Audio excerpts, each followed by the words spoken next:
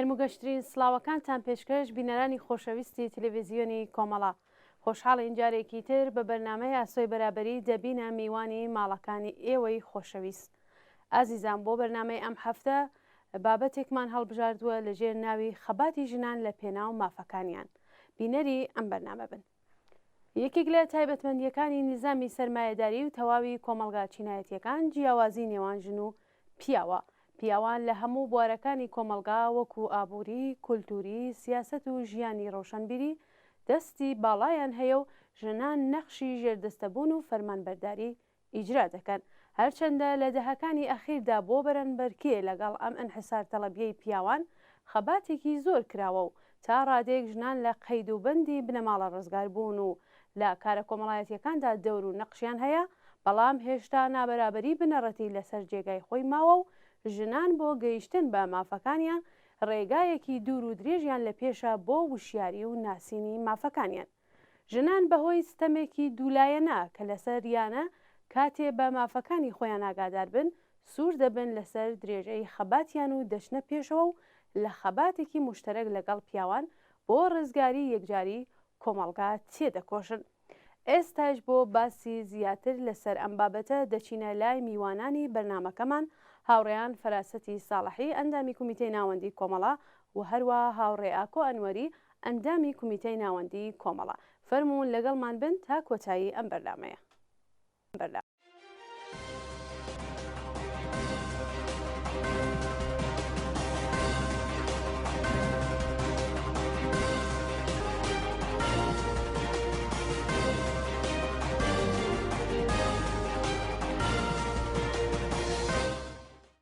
هاوڕێیانی بەشدار بوو لە بەرنامەی ئاسۆی بەرابەری هاوڕێ ئاکۆ ئەنوەری و هەروە هاوڕێ فەراسەتی ساڵحی زۆر بەخێر بن بۆ بەرنامەی ئاسۆی بەرابەری ئەم هەفتەی ئێمە.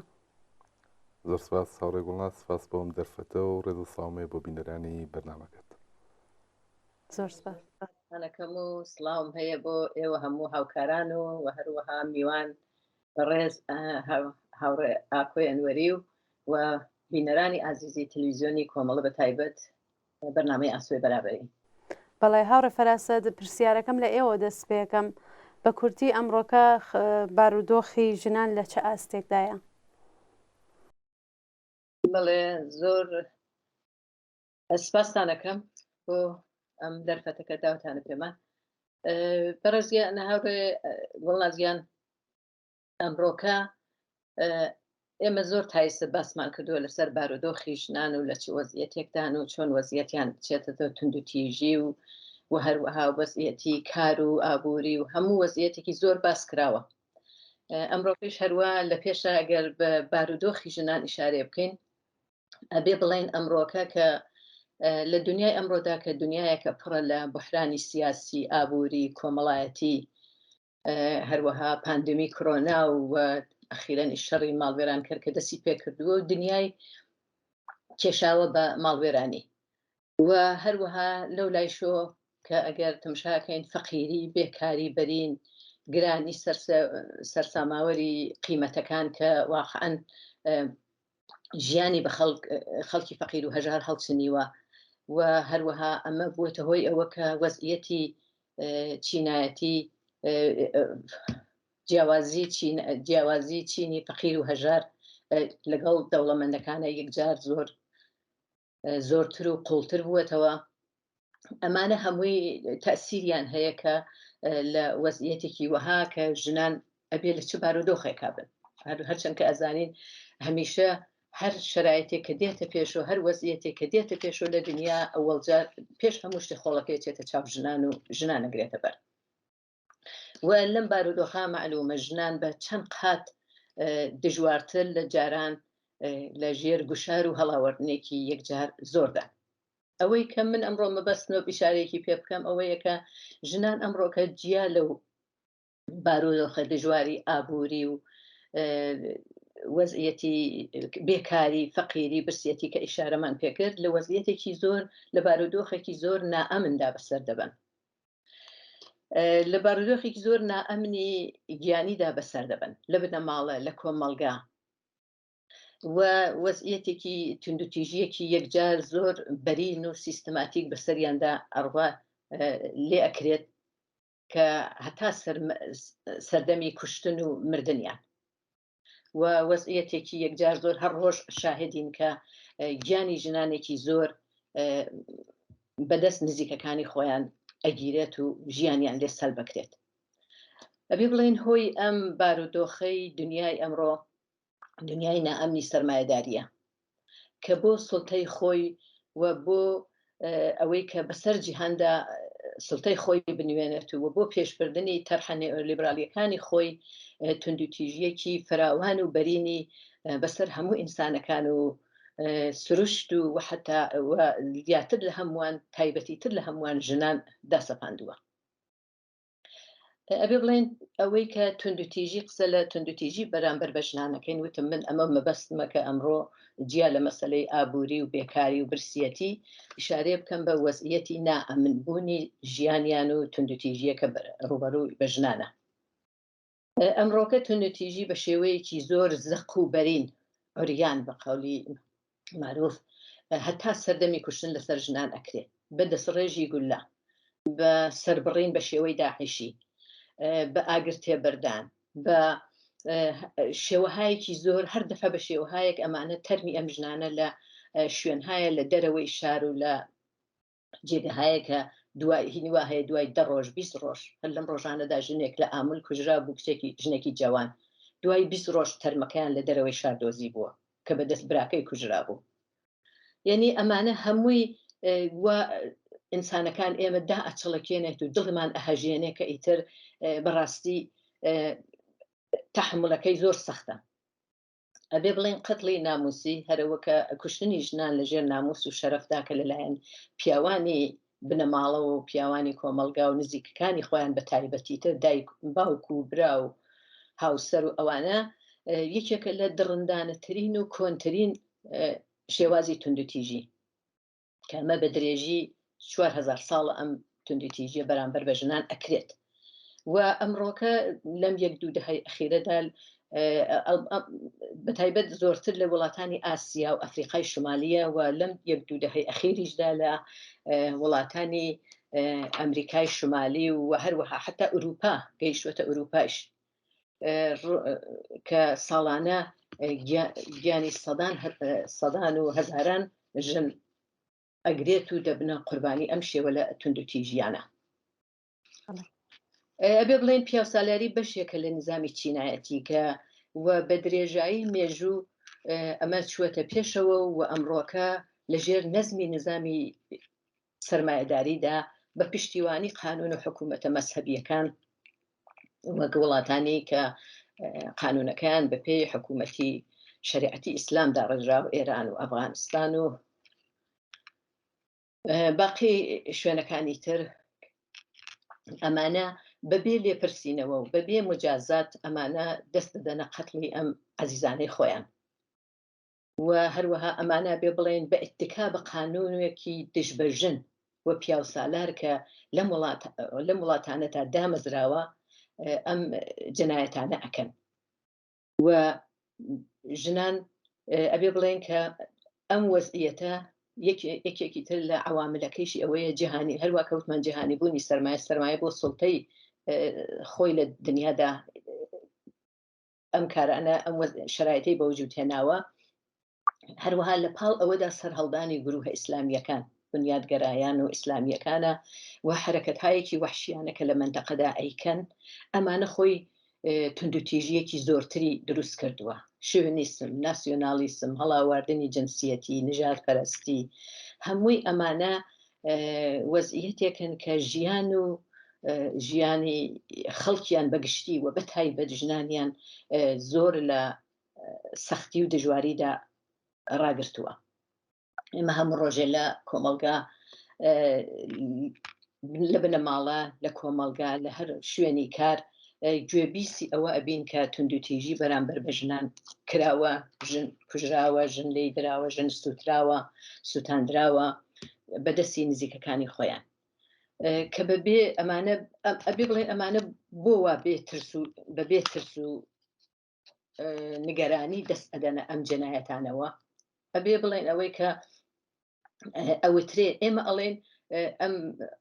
قانونانە لە پشتێتی قانونە ئیسلامیان ئەم قانونانە کە بە پێی شریعەتی ئیسلامدا ڕژاوە لە پشت ئەم جەنایەتانەیە بۆ ئەوەی کە ئەبێ بڵێن کە هەر لە ئێراندا دوو مادەی قانونی ئرتجاعی جمهوری ئیسلامی هەیە بە ناوی دوو مادەی 226 قانونی ئرتجاعی ئیسلامی لە ئێراندایە کە بەبێ نیگەرانی پیاو دەست دەداتە ئەم جەنایەتەوە و ئەم قەتڵانە دەکات و ئەم جەنایەتە سازماندراوانە بەڕێوەبات یەکێکە لە مادەی 220 قانونی مجازاتی ئیسلامی هاتووە کە ئەڵێ باوک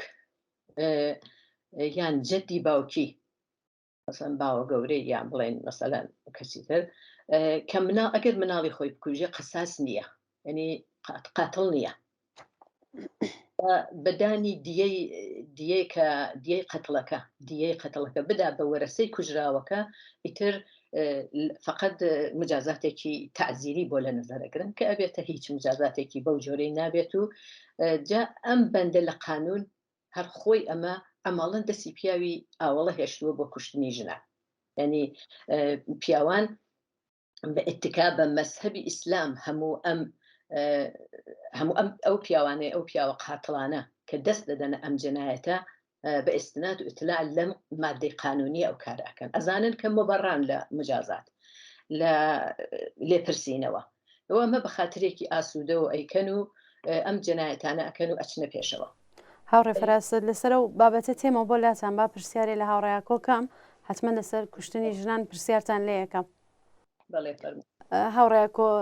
هاوڕێ فەراست باسی بارودۆخی ئێستای ژنانی کرد ئێوە ئەتوانن باسی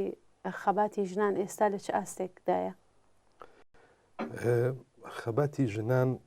گرێدراوە بەو ناڕزایەتی عمومیە گشتیە کە لە ئێران دەش بەدەسەڵاتی کۆماری ئیسلامی هەیە ئیجازە بدە هاوڕێگوڵ لازمن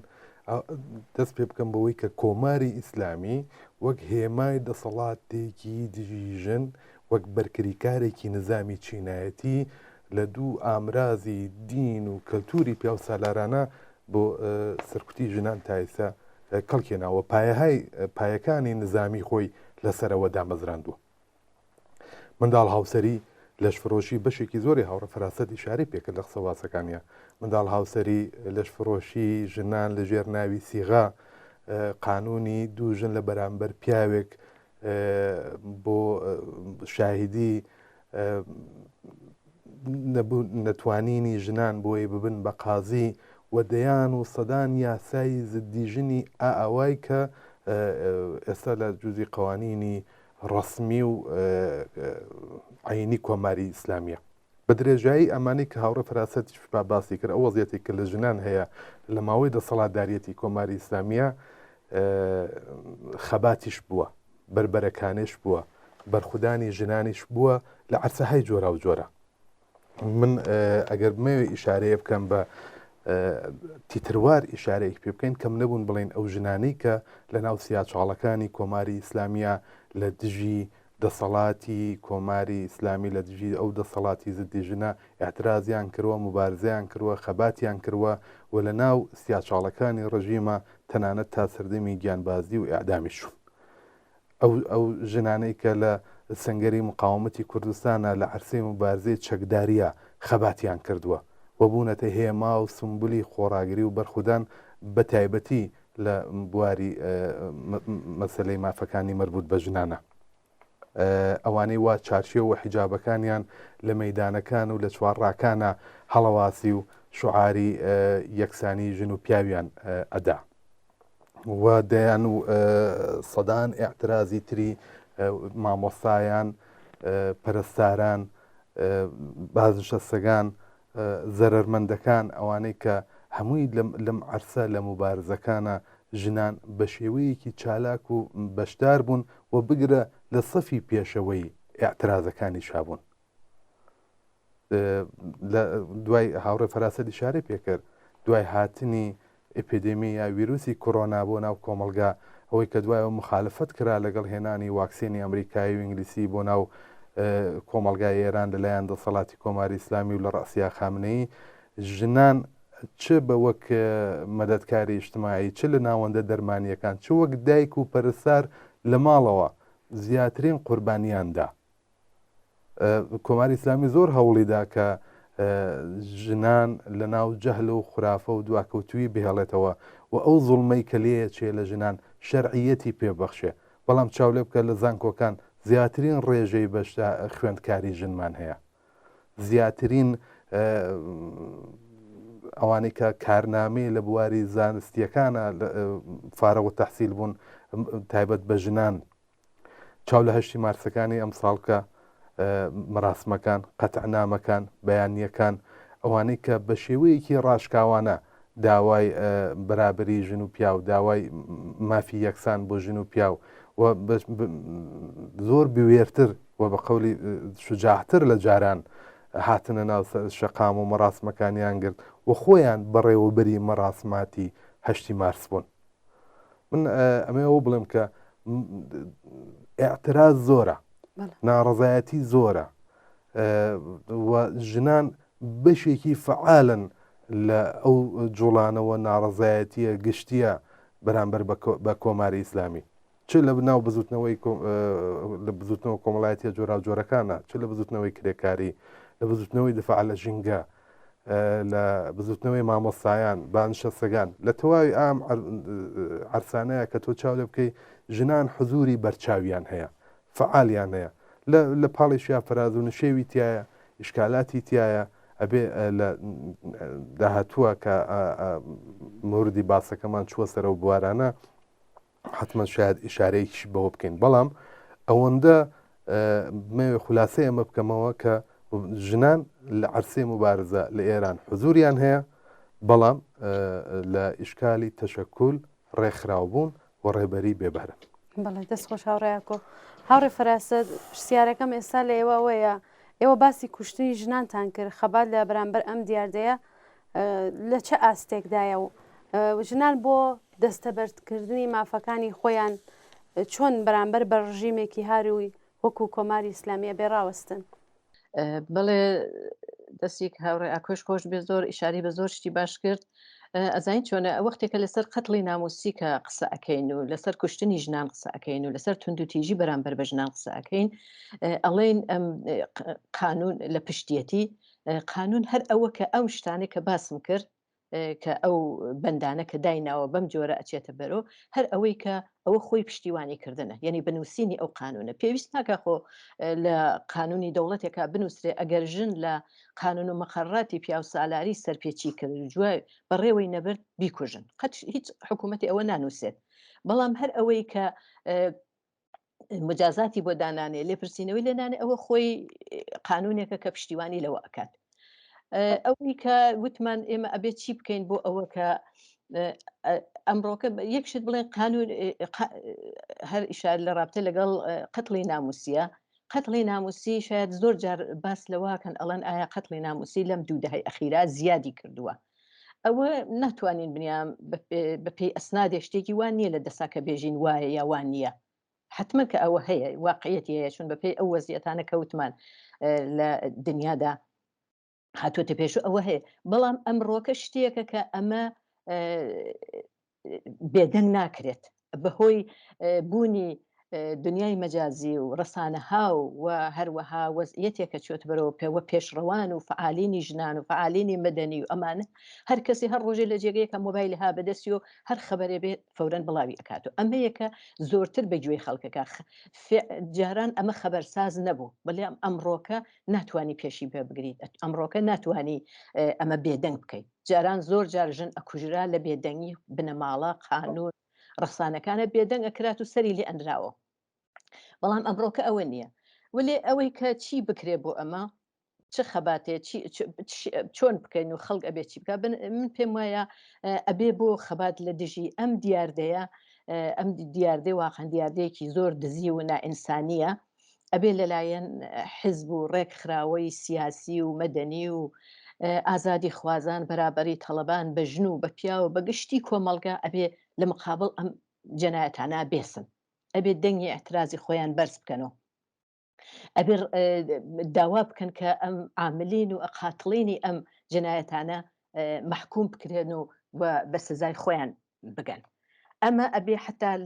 نەتەنها لە ناو لە دەرەوەی وڵاتیش ئەمە ئەبێ لە اعترازی پێ بکرێت و بگرێتە بەجێوە ئەسان ڕسانەکان لە مقابڵیە حساس بکەنەوە و بۆ ئەوەی کە ئەم قەتڵە ناموسیانە هەرچی زۆرتر ئەمە باسی لێ بکرێ و بڵاو بکرێتەوە پوششی خەبەر قەتڵ های ناموسی بدرێت و زیاد بکرێت ئەمە ئەبێتە هۆی ئەوە کە واقعیت بەرمەلا بێت و زۆرتر ئەتوانین لە مقابڵی ئەم جەنایەتانە بوێسین ئەبێ بەم شێوە هەوڵی بۆ بدرێت و بچێتە پێشەوە ئەوەختە ئەبێ ئێمە کە معتەقدین ئەبێ ئەم سیستمە بگۆڕێت و بۆی ئەبێ کاری بۆ بکرێت ئەبێ ئەم فەرهەنگە لە ناو بچێت ئەبێ ئەم فەرهەنگە لە بین بچێت و بۆ ئەمە ئەبێ کاری ئاگاهکەری بگرێت لە ناو خەڵکە لە ناو ژنانە لە ناو بەکولی بەگشتی کە ئەم فەرهەنگە تابوویەکی غەڵەتە ناموس معنی نییە شەرەف معنونی معلوم معنی نییە بۆ ئەوە کە ژن ناموسی پیاوە ژن ناموسی براکەیەتی کوڕەکەیەتی یا باوکەکەیەتی ئەبێ ئەمە وەک ئەمە تابوویەکە ئەبێ لە مقابڵیە بوێسن و مبارزەی لەگەڵا بکرێت بەخۆشیەوە ئەمڕۆ زۆر مبارزاتی ژنان چوەتە پێشەوە هاوڕێ ئاکۆژ ئیشارەی پێکرد واقعاً ژنان لە مەیانی خەباتە لە دژی ئەم نظامە چەوسێنەر و پیاو سالارە بە هەموو شێوەیە گڕوێساون و مبارزاتی خۆیان ئەبەنە پێشەوە و دەنگی مبارزاتی ژنان و خەباتی ژناندا هەموو جیهاندا واقعاً سەرنج ڕاکێشەرە لە ئێراندا ئەگەر هیم بکەین ژنان لە پاڵ خەباتی کرێکاران و زەحمەت کێشان و هەروەها باقی بزوتنەوەکانی تر لە مقابل ئەوەدا مبارزاتیان ئەچێتە پێشەوە ساڵ لەگەڵ ساڵیش ئەمە حاڵەتێکی ڕادیکاڵتر و باشتر بەخۆی ئەگرێت و زۆر ژنان ئەلعان بوێرانە لە مەیانی خەباتە ئەوێسن و ئەچنە جاران ئەگەر ئەمان و ژنان شان بەشانی پیاوان لە ڕێزی خەباتانەچنە بەڕاستی ئەلعان ئەبێ بڵێن ژنان لە پێشەوەی پیاوانیش لە پێشەوەی بزوتنەوەکان و ئاعترازەکانە ئەچنە پێشەوە هەر لە ڕۆژی هەوڵی ژنان هەر لە ڕۆژی هەوڵی هاتنە سەرکاری ئەم ڕژیمەوە ئەمان لە مقابڵی ئەو حکوومەتەوە ئەو قانونی دژبەژنیان ڕاوەستان و ئەمە ئیدامەیدا هەتا کوێنێ ئەبێ بڵێن لە ساڵی 96 لە دەیمانی 96 بزوتنەوەی ژنان ڕەواڵێکی تری بەخۆی کرد ڕادیکاڵ بووە بە شێوەیەکی زۆر ڕادیکاڵتر بوو ئەویش لە ڕابتە لەگەڵ ئەوەیە بوو کە دوای 40 ساڵ تقریبان حاکمیەتی جمهوری ئیسلامی کە گەورەترین حرەکەتێکی گشتی مەزڵومان و زەحمەتکێشان بۆ لە دژی بێعەداڵەتی و فەقیری و برسیەتی و هەڵاوردن لە کۆمەلگا بوو ژنانیش هاتنە مەیدانی خەباتەوە بە شێوەیەکی زۆر ڕادیکاڵ و زۆر بوێرانە لە سەفی مقدمی ئەترازەکانە چوونە پێشەوە ئەمە هەر ئیدامەی بوو هەتاکو ئابانی 98 لە ئابانی 98 واقعاً ئەمە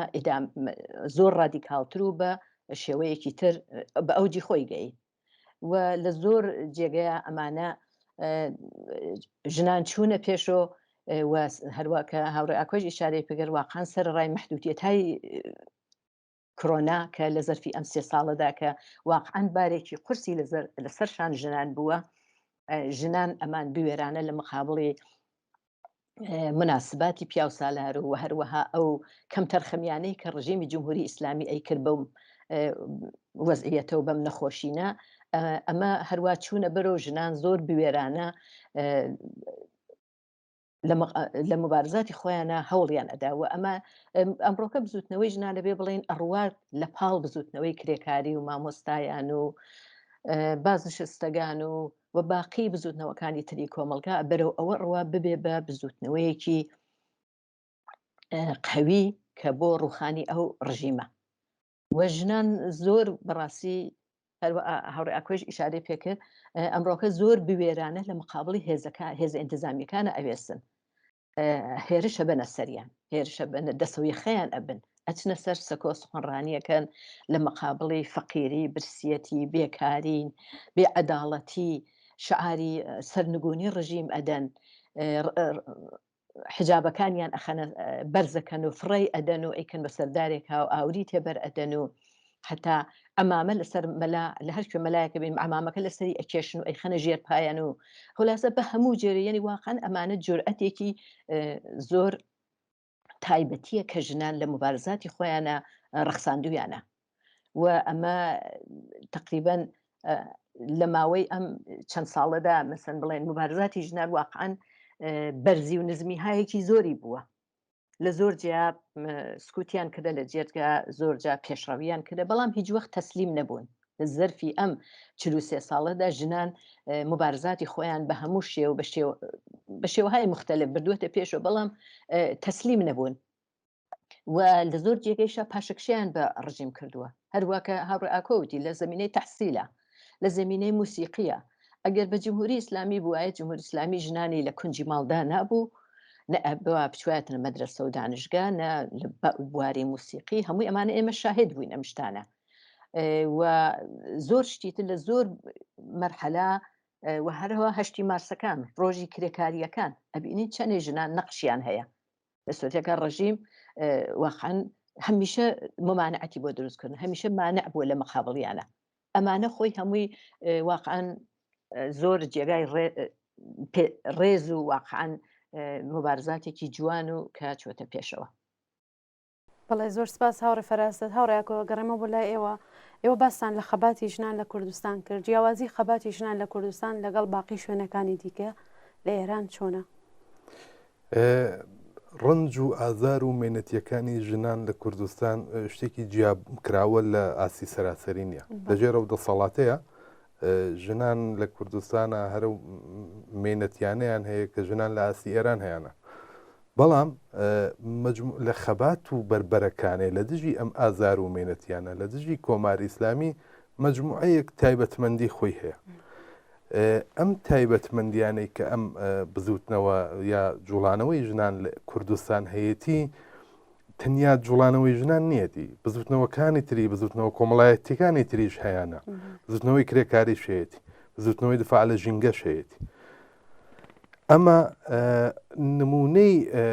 ئەم بزوتنەوەیانە تاتی تەسیری بزوتنەوەیەکی گشتگیری مێژوویین بە ناوی بزوتنەوەی شۆڕژگێڕانەی ڕفعی سیستەمی میلی تەسیری داناوەتە سەر باقی بزوتنەوەکانی تر هۆکارەکەشی چی بووە هۆکارەکەی ئەوەیە ئەم بزوتنەوەیە بزوتنەوەی شۆڕژگێڕانەی خەڵکی کوردستان یا بزوتنەوە بۆ لابردنی ڕفعی سیستەمی میلی هەتا هاتووە ڕادیکاڵتر بووە هەتا هاتووە پێشڕەوتر بووە خواستەکانی عمومی چین و توێژەکانی کۆمەلگای لە خۆگرتووە بۆ نمونە لایەنێکی سیاسی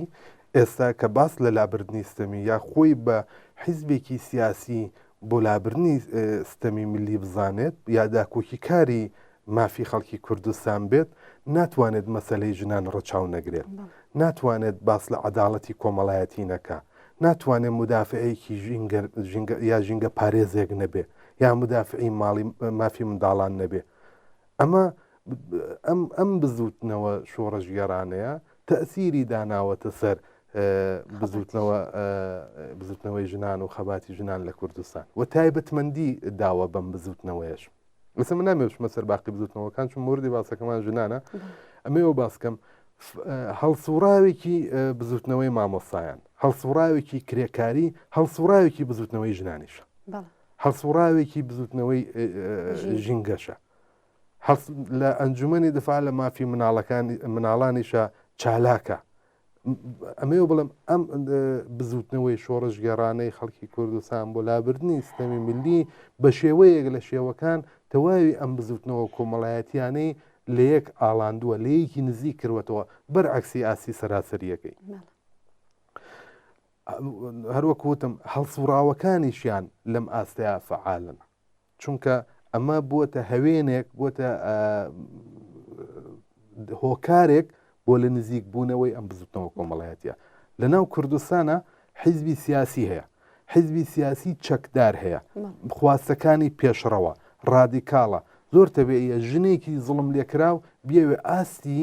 یا شێوازی مبارزەی بێت گرێ بدا بەو لایەنە سیاسیەوە جای سێ چ لە ناوخۆ یا چ بێ پێیوەست بێ بە ڕیزەکانی لە سەدحی عەلەنیەوە بێ پێشمەرگە کە ئەمە لە ئاسی سەراسەریە لە ئێرانە وجودی نییە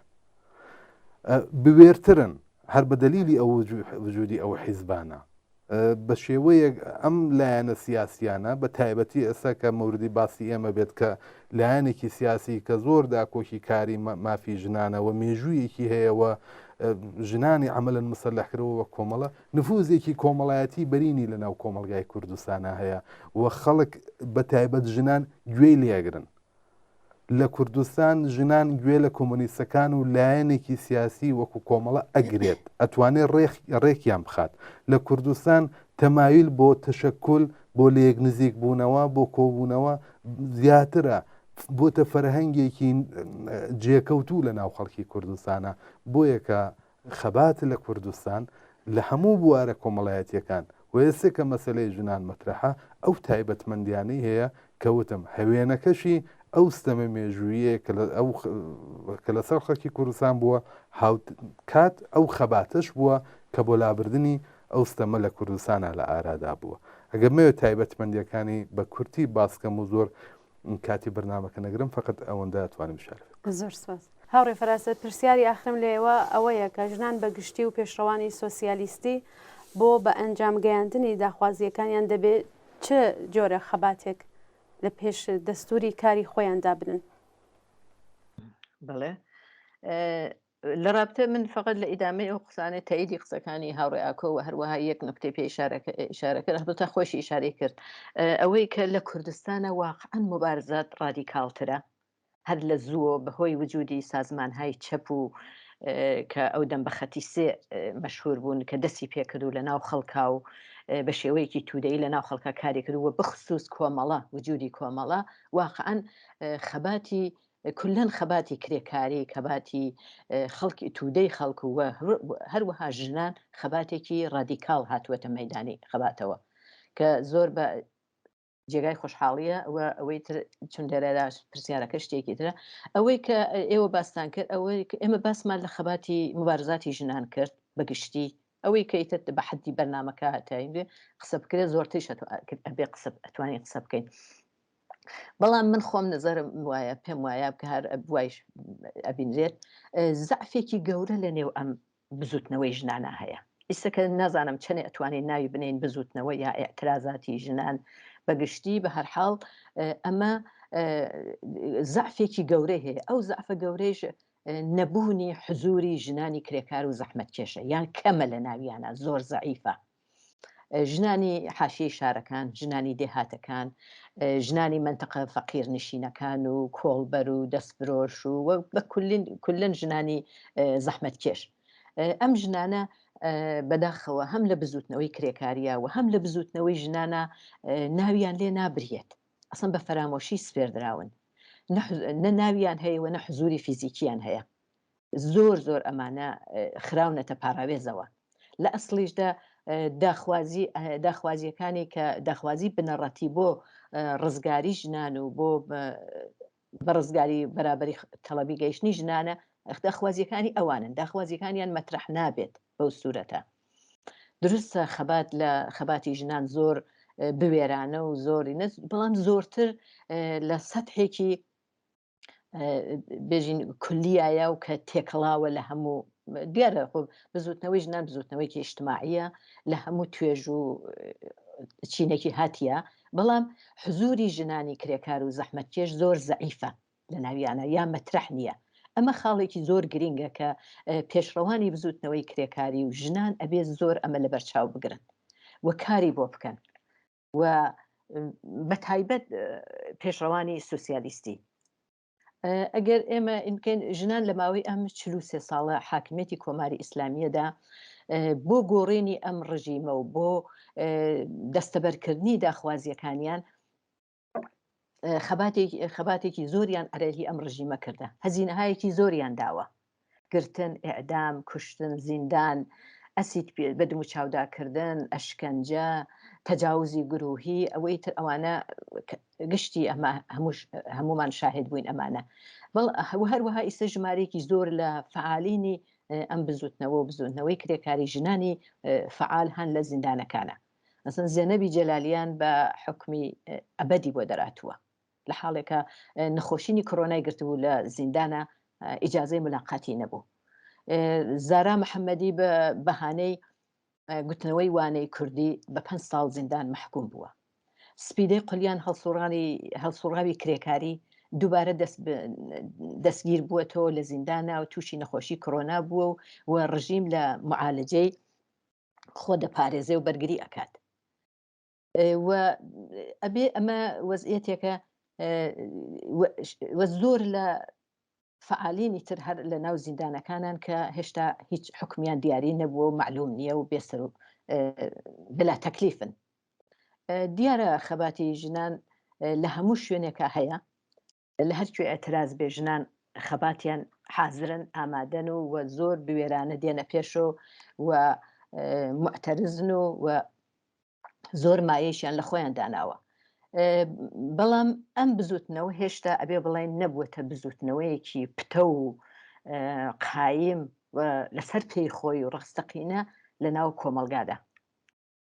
ئەگەر وەک بڵێن بێتە هێزێک چون ژنان نیوەی کۆمەڵن ئەگەر ببنە هێزێک ئەگەر بە سازمان دراو بن ئەگەر بەڕێکخراوە بن سازمان بدرێن ئەمانە ئەبنە هێزێکی زۆر قوی لە مقابلی ئەو ڕژیمەدا و بە تایبەت ئەگەر ژنانی کرێکار و زەحمەتکێشی لەگەڵا بێ و بەسیج بن ئەمانە بۆ ڕوخانی ئەو ڕژیمە هێزێکی زۆر گەورەیە ئەمەڵەن ئەچێتە پێشۆ هەر ئەم نقطە زافە کە باسی لێ ئەەکەین ئەوەیە کە ژنان بە سازمان دراو نین بەڕێکخراوە نین نەبوون پڕاکەندەن ژنان ئەبێت لەم بەربڵاویە بێنە دەرەوە و ببنە هێزێکی گشتی و تودەیی و ئەمیشە هەر بە حزوری بەهێنانە ناو مبارزات و ئێترازاتی ئەو تودەی ژنانی کرێکار و زەحمەتکێشن کە باسمان کرد هینی شارەکان دێهاتەکان حاشی شارەکان و زۆر ژنانمان هەیە کە درستە ژنانی کرێکاری ڕسمیمان زۆر کەمە ئەمڕۆکە ئەکسەرەن غەیر ڕسمین خەریکی کەشاوەرزی باغداری دەستفرۆشی خانەداری و لەم کارانە زۆر هەن ئەمانە تودەیەکی گەورن ئەگەر بێنە ناو ئەو مبارزاتەوە ئەم بەشدار بن جا پێشڕەوانی سوسیالیستی بۆ ئەوەی کە ئەم کارە بکەن بۆ ئەوەی کە وەختێکە معتەقدن بەوە کە ئەم کۆمەلگا بێ بگۆڕێ ئەبێ لە سەتحێکی نەزەری و ئەمەلیدا داخوازیەکانی ژنان بۆ داخوازیەکانی ژنان بەرنامە ڕێزی بکەن و بۆ ئەمەلیکردنی ئەم داخوازیانە ئەبێ هەنگاوهایە هەڵگرن و خودی ژنان دەخیل بن لەو کارانەدا بیان هێنە مەیدانی مبارزەوە و فێریان بکەن کە ئەم ژنانە ئەبێ فێر بن بەداخەوە بێ بڵێن بەهۆی وجودی نظامی پیاو سالاریەوە ژنانێکی زۆر لە ئاگاهی بە مافەکانیان و هەروەها سەوادی ناکافی بەرخوردارن کە ئەمانە ئەبێ کاری لەسەر بکرێت دیارە ئەمانە هەمووی مەوانەی زۆری لە ڕێگای مەوانەی فەرهەنگی مەوانەی ئابووری ئەبێ بۆ ئەمانە کار بکرێت و ئەم ژنانە ئەبێ فێر بن کە بۆ ئەوەی کە نەجاتیان بێت لەم هەموو ستەم و کوشت و کوشتارە و کە هەموو ڕۆژە قوربانیان لێ دەگرێت ئەبێ خۆیان بێنە عەرسەی مبارزەوە ئەبێ فێر بن ئەبێ ئاگاهی چینایەتی خۆیان بناسن مافەکانیان بناسن و بۆ ئەمە ئەبێ ئەمە وەزیفەی پێشڕەوانی سوسیالیستیە کە لەم زەمینە ئەبێ ئەم کارەکە بچنە ناو ژنان و ژنان بەسیج بکەن بۆ ئەم کارە ئاموزشیان بدەن ئاگاهیان پێ بدەن و تا ئەوەی کە بتوانن ئەم ژنانە ئەویشە بێت لە حاڵەتێکی ئەبێ زۆر بە شێوەیەک مەسەلەن بۆ ئەوە کە ئەم ژنانە ئەبێ بە کارهایەک بۆ ئەوە کە نەترسێن لە مبارزە ئەبێ بە کارهایە کە مەسەلەن وەختێکە لە محەلەکەیانە ئاو نییە محەلەکەیان پیسە مەدرسە نییە ئەمانە خۆ شتێکی زەدە ڕژیمی نییە ئەتوانن کۆیان بکەنەوە فێریان بکەن کە بچنە بەر شارەداری بچنە بەر فەرمانداری ئێعتراز بکەن داخوازیەکە ئەوە داخوازی ئەوانە مەترحکەن ئەمانە کارهایەکە کە زۆر ئاسان ئەبێ ڕژیم بیکات هیچی ترسێکی نییە بۆ لەم ڕێگا ئەم ژنانە فێری مبارزە ئەبن، فێرە بن کە چۆن داخوازیەکانی خۆیان بێن مەترەح بکەن، بوێرانە دێنە پێشۆ و هەنگاوی بۆ هەڵەگرن و ئێعتماد بە نەفس پەیاکەن. بەم شێوە ئەبێ مبارزاتی ژنان پێشڕەوانی سوسیالیست بچنە ناویانە و لەگەڵ یانە کارکن. دیارە ئەمیشە کارێکی زۆر پڕتاقەت و پشتکارێکی زۆری ئەوێ کە ئەمە فقط لە پێشڕەوانی سوسیالیستی بەعماڵ دێت. بەڵێ هاوڕێ فەرازە زۆر سپاس. هاوڕێکەوەکو ئاخرین پرسیار ئەرکی سەرشانی ژنان و پیاوانی ئازادی خواست بۆ گرێدانی خەباتی ژنان لەگەڵ باقی بزوتنەوەکانی لە ئێراندا چۆنە؟ دەبێت چی بکرێ؟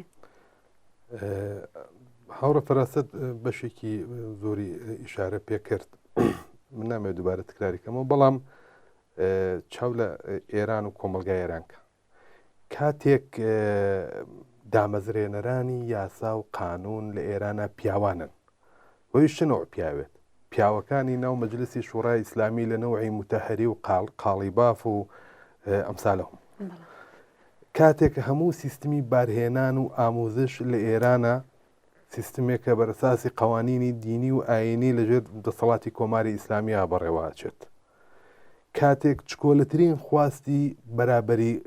تەڵەبی، چکۆلەترین خواستی ئازادی خوازی، چکۆلەترین خواست بۆ بەرگریکردن لە مافی ژنان مەغۆلاسا لەلایەن دەسەڵاتەوە هێرشەکرێتە سەری، لە پاڵەوەیە بینیت بۆچوونی پێشڕە و ڕادیکاڵ بەتایبەت لە ناو تێفی جوان لە ئێرانە گەشەی سندووە. ئیشارەم پێکرد ڕێژەی خوێندکارانی دانشگاکان لە ئێرانە ئاسێکی بەرین ژنانن. ئاینداری و بەڕێوەچوونی ڕێوڕسمەکانی تایبەت بە ئاین ئێستا خەڵک لی دوورکەوتێتەوە، بە تایبەت تێپی جوان بڕێکی زۆری هەر پێی عی بە شوێن ئەم شتانە بکەوێت. لە ئاوایە شرایەتێکە من پێم وایە زەمینە بۆ ڕێکخستن بۆ خەباتێکی جەماوەری گشتگیر کە حتا ئەتوانێت ژنانیش لە پێشەنگی ئەو خەباتەیە بێت موجودە لە ئێران. ئەگەر بمانەوێت ئەم خەباتە چۆن گرێ بدەین بە باقی بزوتنەوەکانی تر، بە بڕوای من ئەبێ خواستەکانی مەسەلەن ناو بزوتنەوەی کرێکاری، هەڵسوڕاوانی کرێکاری، خواستەکانی تایبەت بە ژنانیشی تیا دژێگیر ببێت. لە سەروبەندی ئەوەڵی مانگی مێین خەریکن ئەچوین بەرەوپیری ئەوەڵی مانگی مێی. هیوادارم هەروەکو چۆن بەرەوپیری هەشتی مارس ڕۆشتین هەڵسوڕاوانی بزوتنەوەی کرێکاری لە ئێستاوە خۆیان ئامادەکەن، بەڵام دەبێت خواستی تایبەت بە مەسلەی ژنان جزوی خواستها و بەندهای ئەسڵی قەتعنامە و بەیانیەکانی ئەوەڵی مانگی مێی بێ. لە کاتێک کە ژنان بەشداری ئەترازاتی مامۆسایانن لە ئاستێکی سەراسەری و ئابە و شێوە جەماوەری، لێجێ خۆیەتی لە بەشێک لە خواستەکانی مامۆسایان ڕەفعی تەبعیز بێ لەسەر ژنان یا لەسەر مەسایلی ژینگە. ئەمانە کاتێک ئەتوانن ئەم بزوتنەوە کۆمەڵایەتیانە پێکۆ هاوتەریک بن، پێش هەموو شتێک باو بڵم هیچ ژنێک هیچ مرۆڤێک لە ئێران کە لە تەحتی ستەمە ڕزگاری نابێت تا ڕوخانی کۆماری ئیسلامی هیچ شانسێک نییە، ژنانیش ئەوە باشەدان. بۆی کۆماری ئیسلامی بڕوخێت ئەبێ بزوتنەوەیەکی جەماوەری بەرین دروست بێت کە تایە هەموو خواستەکانی چین و توێژەکانی ناو کۆمەلگای تیا لە خۆیان جێ بکاتەوە. دەی بزوتنەوەی کۆمەڵایەتیەکان لە ئێران لە ڕاستیا بزوتنەوەی کرێکاری، بزوتنەوەی ژنان و باقی بزوتنەوەکانی تر ئەبێ خواستەکانی یەکترین لە ناو جوڵانەوە و ئاعترازەکانیان ڕنگ بداتەوە و ئەوە ئەتوانێت پشتیوانی بۆ یەکترین جەلبکا لە ناویانە. ئەوەشی کە هاوڕە فەراست باسی کرد ئەرکی سوسیالیستەکان چ لە ناوە چ لە دەرەوەی وڵات ئەوەیە کە هەموو هەنگاوەکانیان بۆ لە نزیککردنەوەی ئەم بزوتنەوانە لە یەکترین و لە دژی کۆماری ئیسلامی بێت. هاوڕە فەراست بڕێکی باس کرد، من نامێ بچمەوە ناو جوزیاتی ئەوانە. لە هەرحاڵ زۆر سپاس. زۆر سپاس هاوڕێ فەراست و هاوڕێ ئاکوانوەری، زۆر سپاس بۆ ئامادەبوونتان لە بەرنامەی هەفتەی ئاسۆی بەرابەری. زۆر سپاس بۆ ئێوە و سپاس بۆ کاتتان. زۆر سپاس بۆ ئێوەیش، دەستان خۆش بێ و ماندوو نەبن. زۆر سپاس. بەڵێ بینەرانی خۆشەویستی ئاسۆی بەرابەری بەم جۆرە هاتینە کۆتایی بەرنامەی ئەم هەفتەی ئاسۆی بەرابەری هەتا بەرنمەیەکی تر و ئاسۆی بەرابەریەکی دیکە ماڵاوە.